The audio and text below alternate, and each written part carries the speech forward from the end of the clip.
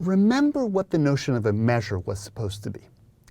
It was meant to be a very abstract way of thinking about size, and more specifically about countably additive notions of size. Now I can tell you formally what a measure is. So I have three properties on the board. A measure is just a function on sets of real numbers that satisfies the last two of these properties.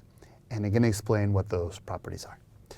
The first is just countable additivity, which was built into the intuition behind measure, a countably additive notion of size.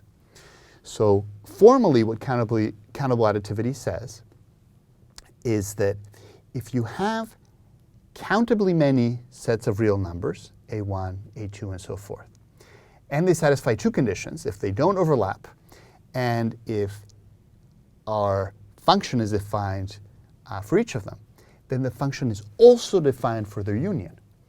And the value of the function applied to the union is the sum of the values of the function applied to individual sets. So our function is additive.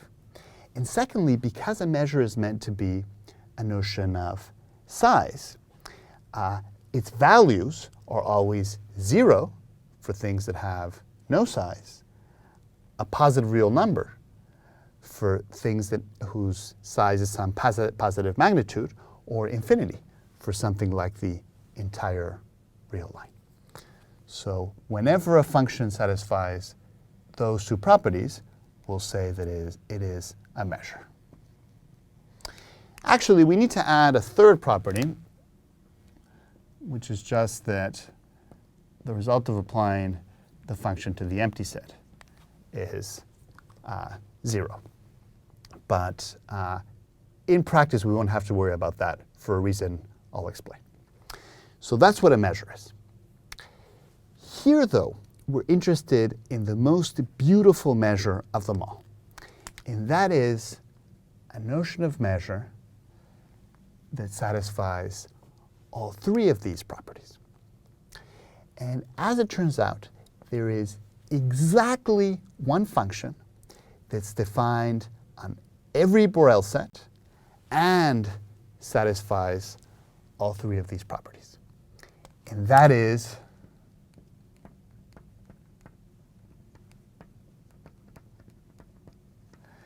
the function that's often called Lebesgue measure, and that you might have heard of from your calculus class.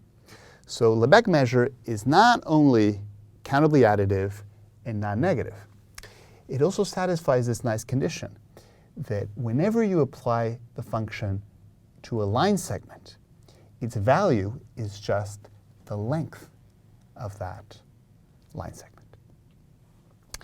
And one reason Lebesgue measure is so incredibly beautiful is that it satisfies the special property of uniformity. And here's what that property says. So let that be the real line, and pick some set of points on the line. It can be as weird as you want.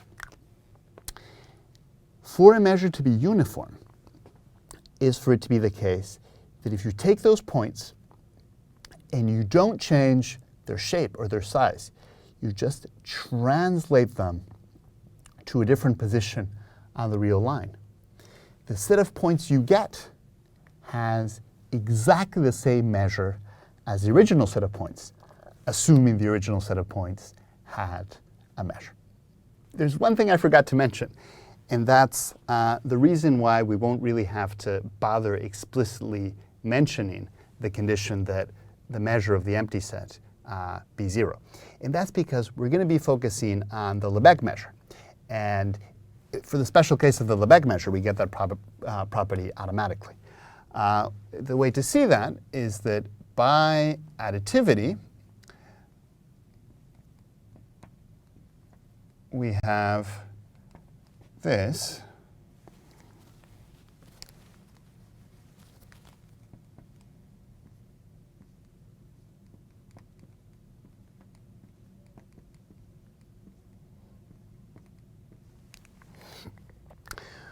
We know that both of these are defined because we're assuming that the Lebesgue measure is defined over every Borel set, and each of those are Borel sets.